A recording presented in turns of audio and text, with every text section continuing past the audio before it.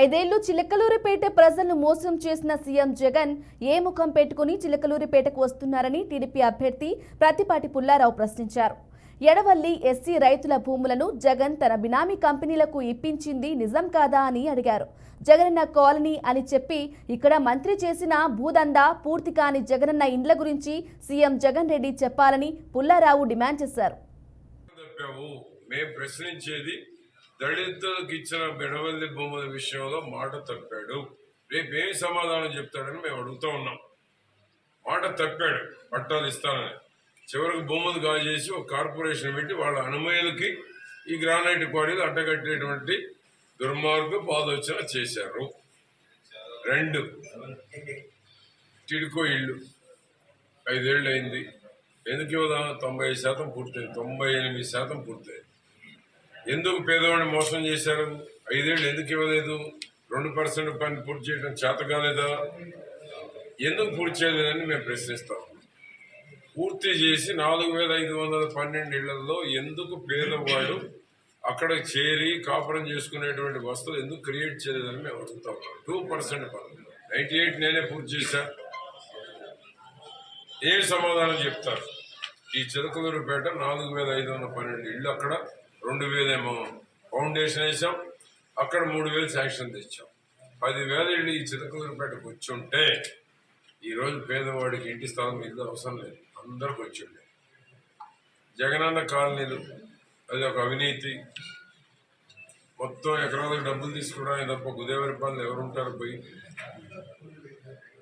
మరి జగన్మోహన్ రెడ్డి గారి పాత్ర ఏంటి? ఇక్కడ ఉన్న అవినీతి విడుదల పాత్ర ఏంటి? ఆ భూములు సమాధానం చెప్పాలి.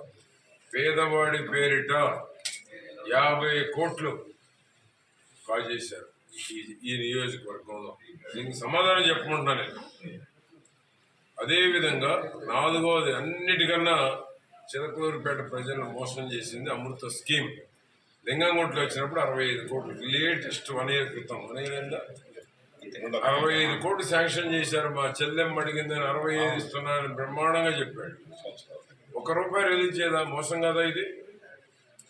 అమృత స్కీమ్ పూర్తయితే ఈరోజు చిలకలూరుపేటలో అన్ని రకాలుగా ప్రతి పేదవాడికి ప్రతి ఇంటికి నీరు అందింది.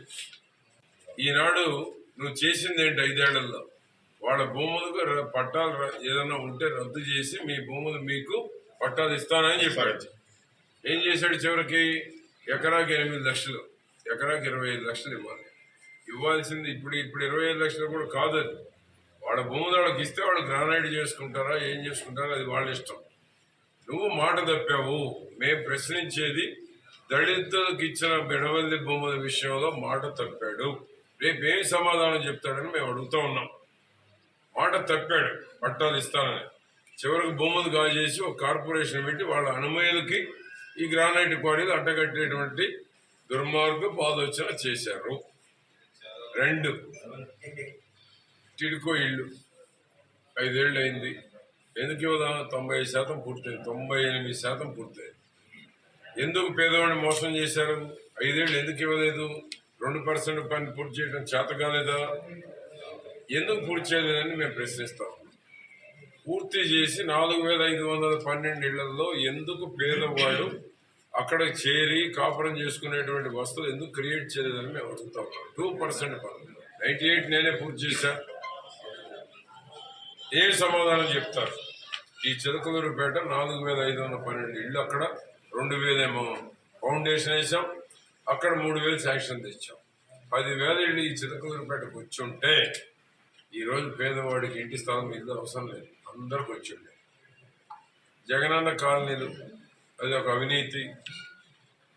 మొత్తం ఎకరాలకు డబ్బులు తీసుకోవడానికి తప్ప గుదేవరి పనులు ఎవరుంటారు పోయి? మరి జగన్మోహన్ రెడ్డి గారి పాత్ర ఏంటి? ఇక్కడ ఉన్న అవినీతి విడుదల పాత్ర ఏంటి? ఆ భూములు సమాధానం చెప్పాలి. పేదవాడి పేరిట 50 కోట్లు కాజేశారు ఈ నియోజకవర్గంలో. దీనికి సమాధానం చెప్పమంటున్నా నేను. అదేవిధంగా 4వది అన్నిటికన్నా చిలకలూరుపేట ప్రజలను మోసం చేసింది అమృత స్కీమ్. లింగంగుంటలో వచ్చినప్పుడు 65 కోట్లు, లేటెస్ట్ 1 ఇయర్ క్రితం 65 కోట్లు శాంక్షన్ చేశారు. మా చెల్లెమ్మ అడిగింది